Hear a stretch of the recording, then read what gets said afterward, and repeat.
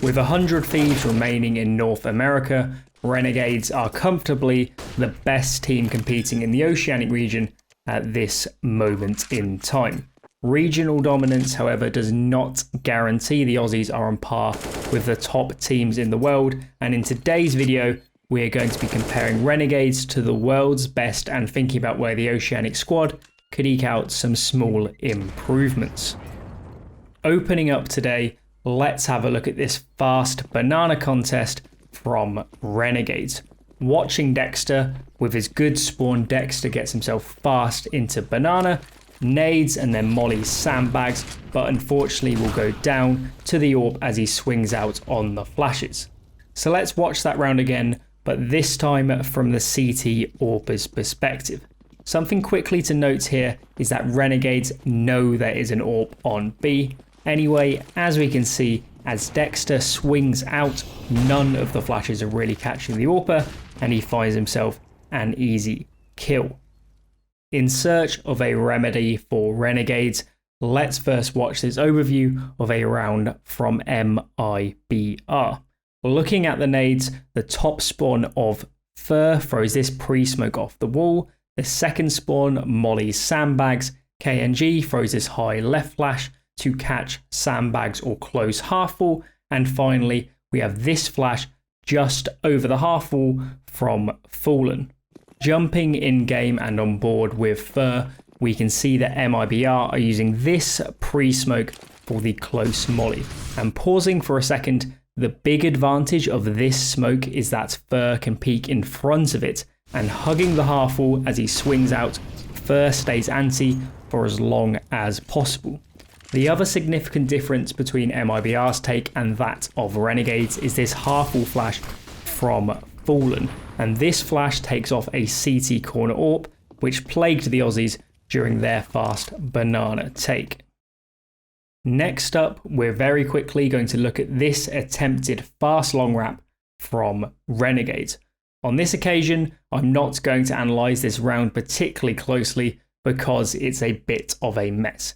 If I had to guess, there was either a miscommunication or a mistake because they end up smoking long here when I would have expected an arch smoke.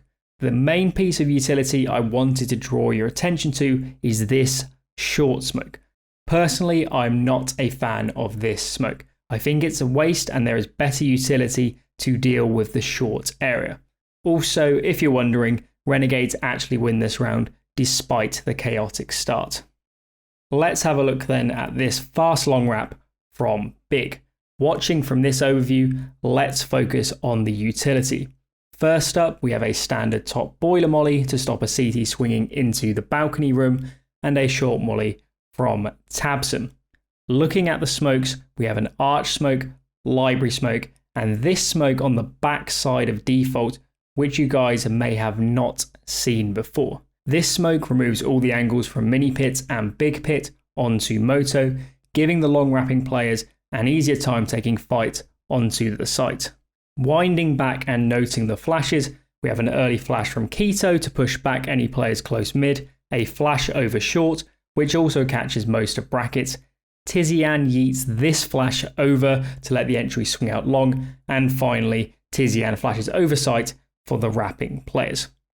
So I think it's fairly clear that Big's hit here was much better choreographed than what we saw from Renegades, and from Keto's perspective, we can see just how well timed all the flashes are from Big on this round.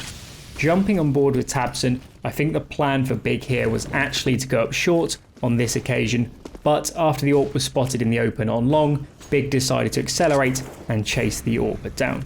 Now, being able to run a short hit with essentially the same nades and sending a solo player out long is another reason that I'm not a fan of smoking short as Renegades did earlier.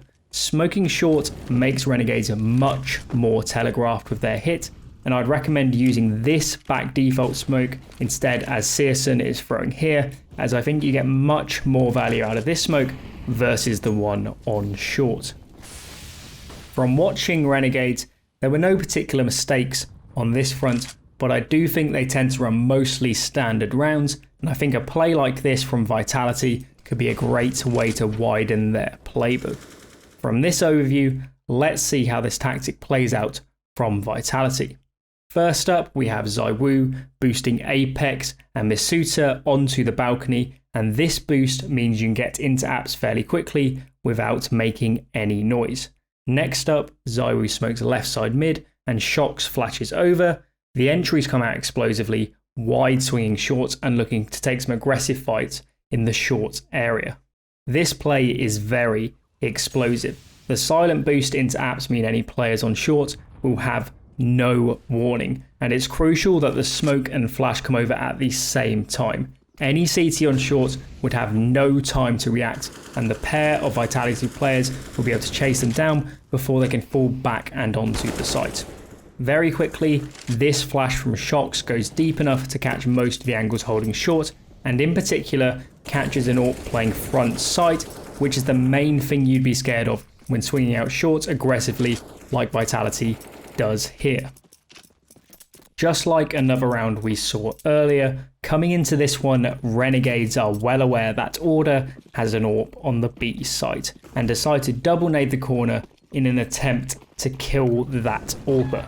Unfortunately for Renegades, their prediction was almost spot on as Hats goes down to a corner boosted AWP. Now you could certainly make the point that there was unlikely to be a corner boosted AWP and Renegades simply got unlucky.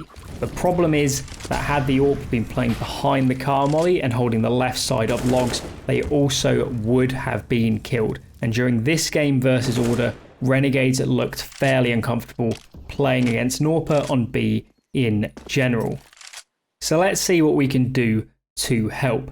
Watching this overview of Astralis, we can see that Magisk and Glaive come into Banana and double nade the corner. So to the untrained eye, this might look about the same as what Renegades did, but this is a much safer way to go about putting nades onto the corner.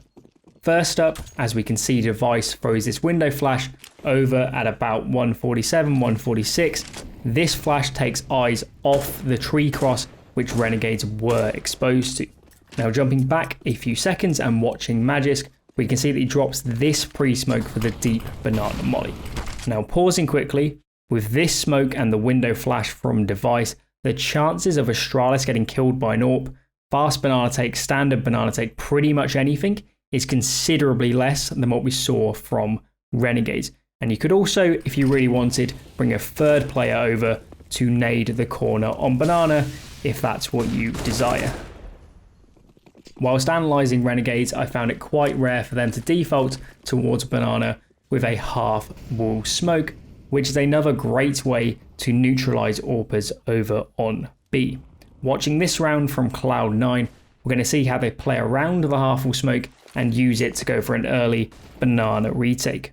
From this overview, we can see that Zonic throws this half wall smoke and the top spawn player throws this molly just to the right of car. This is a default Cloud9 loves to use, and as we can see, C9 are now throwing two flashes to pop themselves back into retake some banana control.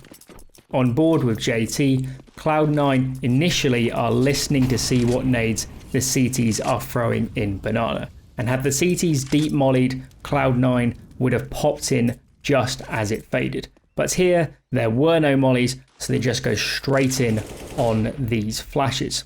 The great thing about smoking the half wall instead of mollying car is that when you go for an early banana retake like this, the smoke will still be up, and you do not need to use any extra utility aside from the pair of flashes.